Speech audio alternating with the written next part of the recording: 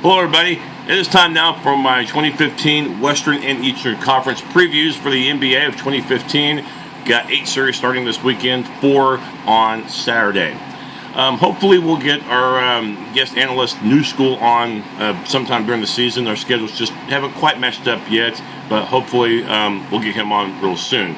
But this episode, I'm going to be flying solo as we'll be talking about the Western Conference previews first. And let's begin with Golden State and the great job that Steve Kerr has done out west of the Bay, as the team easily had the best record in the NBA. They'll have home court throughout the NBA Finals, assuming that they get there. And pretty good chance that they will with Stephen Curry, whom probably will be named League MVP pretty soon. Incredibly consistent. Consistent from the field, consistent from three-point range, shooting nearly in the mid-40s, and also led the league in field goal percentage in the upper 80s. Klay Thompson has been a scoring threat as well, and then Draymond Green, his incredible improvement, has helped Golden State not only become better offensively, which is obvious, but defensively too. They have improved immensely. They'll be taking on the New Orleans Pelicans, who had to win their final regular season game and win over San Antonio in order to win out on the tiebreak for that 8th and final seed against the Oklahoma City Thunder. Thunder, for only the second time in their league history since moving from Seattle to OKC, will not be participating in the playoffs. They'll be watching them. But the Pelicans, I'm telling you what, shoot. Anthony Davis, easily one of the best players in the NBA. He was 4th in the league in scoring and led the league, by the way, in block shots. Incredible, versatile player. Tyreke Evans in the backcourt assisting. This particular matchup, though, I do think Davis is going to shine, but it won't be enough. The Warriors will have too many answers, and I foresee Golden State sweeping this series. For the Pelicans, a young and up-and-coming team, I think they could use this experience as an advantage down the road. But simply put, for the Pelicans, winning anything more than one game in this series would be a big, big surprise. But I think the Warriors showed all year long why they're the best team in the NBA, and I think for them this will be a warm-up series. Now let's take a look at Houston and Dallas, which will also start on Saturday. And the Rockets, when I first looked at this series on paper, I thought, oh yeah, Houston's going to win in 5 games, no problem. But the one thing that we can't overlook is that Houston's had some injury issues. You know, we don't know if we're going to see Patrick Beverley in this series. I'm probably guessing no. They're a guard. So if Houston can get past this first series, maybe they can get him for the conference semifinals. But he's not the only one that's been affected by the injury bug.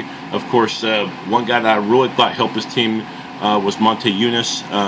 As far as the post, but of course they won't have him because of back surgery. So I think that puts more pressure on Dwight Howard, who himself missed a good part of the season due to injury. But James Harden, he's the type of guy that can carry a team, and I think it'll be tougher than a lot of people are thinking for Houston to get past Dallas. You know, I know that the Mavericks have had injury issues themselves, but they do have playoff experience, and in the fourth quarter of games this year, Monte Ellis has taken over. So I do think this is going to be one of those classic, you know, North Texas, South Texas slug 'em out series. I think it goes 7, but I think in the end, one of the big differences is going to be the play of James Harden, and I think because he's so versatile, because he can, you know, kill you from inside and outside, and he's got the endurance, you know, to play as many minutes as needed. I think Houston in 7 games does survive against Dallas, and I think for the Mavericks, they'll fight hard with Nowitzki, you know, with the former Rocket and Chandler Parsons, and with Ellis, of course. But I think for Rajon Rondo, probably be the last time you'll see him in a Mavericks uniform. That just hasn't worked out in Big D. So Houston winning in 7 over the 7 seed Dallas. Now analyzing another series, we're going to talk about the 4 versus the 5, Portland against Memphis, and what I think is the MASH series. In other words, it's these are teams that have been injury riddled and really limped down the stretch. By the way, Portland, the only team from the Northwest Division to make the playoffs. The Blazers, at one point this season, probably around January, was looking at maybe having the second best record in the league. And then, you know, ever since the Wesley Matthews injury, it's done more than just take away valuable starters, take away some defense as well. Portland's defense has really sunk since the All-Star break. Yeah, you got Lillard in the backcourt again, an All-Star, and LaMarcus Aldridge is an All-Star as well. But Aldridge himself will be entering these playoffs not at 100%. And Aaron Aflalo, it looks like he's going to miss part of the series. He may not even play in this series period because of his injury issues. And Batum Nick Batum. He's not 100% as well. We'll have to wait and see his status. And this is just a Portland team that presently, maybe these past few days have helped to get some rest for the playoffs. Remember, they'll begin this series on Sunday, so at least you have that extra day of rest. Memphis themselves, the Grizzlies, they were the looked like they had the number 2 seed in the West, sold up for a long time, and then they got injury hit. But it does look like Mike Conley, who's missed a few games entering the stretch, will play. Tony Allen, he's missed even more games as well because of hamstring issues. Conley because of the foot issue. But it looks like they will go for game number 1. But you really have to monitor these guys, okay? Because, Lillard could have the advantage against Conley because of the fact that Conley's not exactly 100%.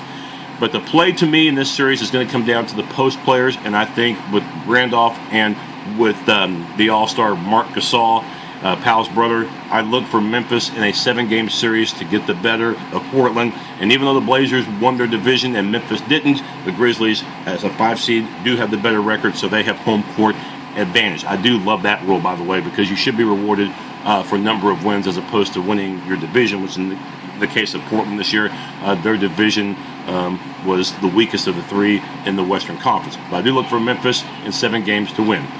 And then 3 versus 6, the series that I think we're all salivating the most, and this is going to be San Antonio versus the Clippers.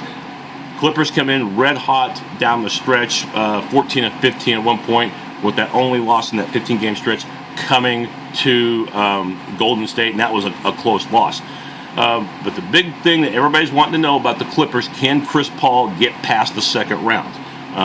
One of the best point guards we've seen in our generation, but Paul has not ever gotten past the second round of a conference series, and it's going to be tough for him to get past this one. But you have to love the way he's playing. Of course, Blake Griffin, whom the Clippers were without for a while, he came back I think a couple of months ago, and there's no question elevated his team. But DeAndre Jordan gives the Clippers a shot against the Spurs. He led the league in 2 categories, by the way, and both positive, 15 rebounds per game. But don't forget, too, that he led the league in field goal percentage at 70%, establishing, point-blank precision near the bucket. Of course, free throw shooting for him is a whole nother story. He's terrible from there. Big thing, though, is San Antonio. People are maybe concerned because they lost that game to the Pelicans, slipping from 2 to number 6 in the seeding. I'm not going to bet against Greg Popovich, though. I'm not. Kawhi Leonard, who led the league in steals, continues to just elevate more and more and more. And Tim Duncan might be known as the best power forward of all time. Definitely the best power forward in our generation. To me, the difference in this series is going to be the fact that San Antonio's bench just goes deeper, okay? With the play of DL, with Ginobili, their experience with Bellinelli, with Baines, with these guys, it's a hard sell for me on the Clippers, okay? Just because of recent past history, and if you look at the coaching matchups in this particular series, all you got to do is look at one thing, okay? Doc Rivers, terrific coach. Greg Popovich is one of the best ever. It's like the Super Bowl. You got Pete Carroll, terrific coach, he's won the Super Bowl, but Bill Belichick will be known as one of the best ever, winning 4. Popovich has won 5 championships, looking for number 6. This series will go 7 as well, but I think the Spurs, because they've shown the ability to win on the road in the past, I think they get the job done here. So I look for San Antonio in one of the best series we've seen in a while to get the better of the Clippers, but I think it goes the full 7. Well, that's my look at the Western Conference, by the way. That's my look at the West. We're going to go ahead and have another edition as we will talk about the East next, so please stay right here. Thank you.